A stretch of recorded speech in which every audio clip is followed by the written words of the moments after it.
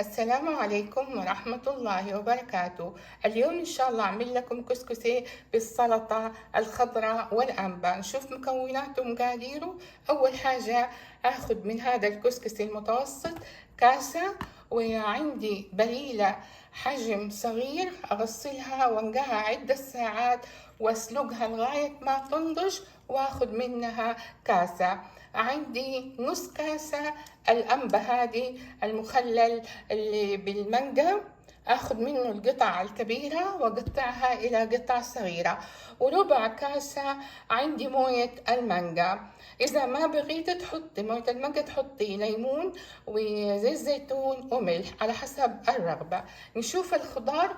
عندي هنا ربع كاسة خيار اقطعه الى قطع صغيرة، وربع كاسة طماطم بدون بذر جامدة حمراء اقطعها الى قطع صغيرة، وربع كاسة خس أقطعه إلى قطع صغيرة، وربع كاسة فلفل رومي أحمر وأخضر وأصفر أشيل البذر واللب الأبيض وأقطعه إلى قطع صغيرة، ربع كاسة البصل الأخضر هذا أغسله وأفرمه إلى فرم ناعم.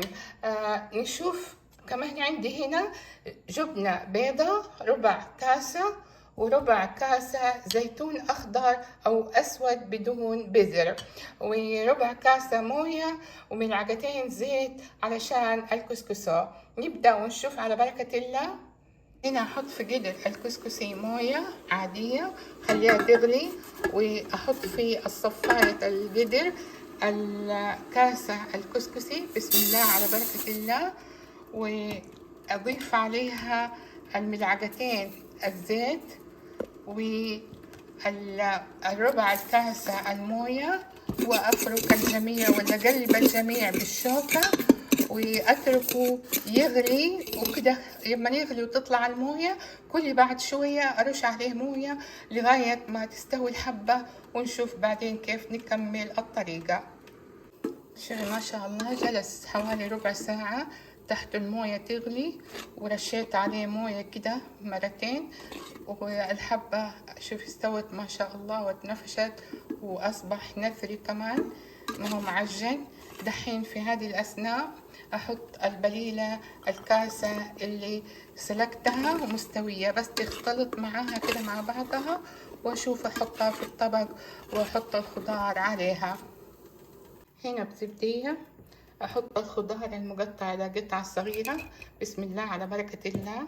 الربع الكاسة الخيار، والربع الكاسة الطماطم بدون بذر، والربع الكاسة الخس المقطع ناعم، والربع الكاسة الفلفل الرومي الملون، وربع كاسة بصل أخضر مقطع إلى قطع صغيرة، والزيتون الأخضر بدون بذر، والجبنة البيضة ربع الكاسة المقطعة إلى مكعبات صغيرة.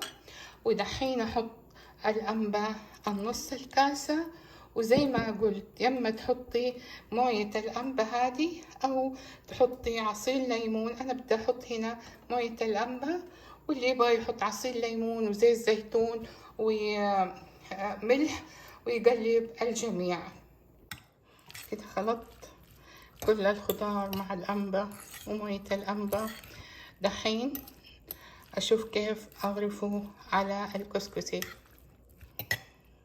هنا حطيت الكسكسي مع البليلة في طبق التقديم. دحين أحط عليها الخضار اللي خلطتها مع بعض بهذه الطريقة. شوفي ما شاء الله ريحتها مرة حلوة. ونشوف كيف وضعها. كسكسي بالسلطة الخضراء والأنبا انتهى. شوفي ما شاء الله هنا الكسكسي حطيته وفوقه الخضار والأنبا. شوفي كيف مقطع الأنبا والخضار، ولذيذة جدا وطعمة وفاتحة للشهية. وإن شاء الله تنال رضاكم وبالعافية علينا وعليكم.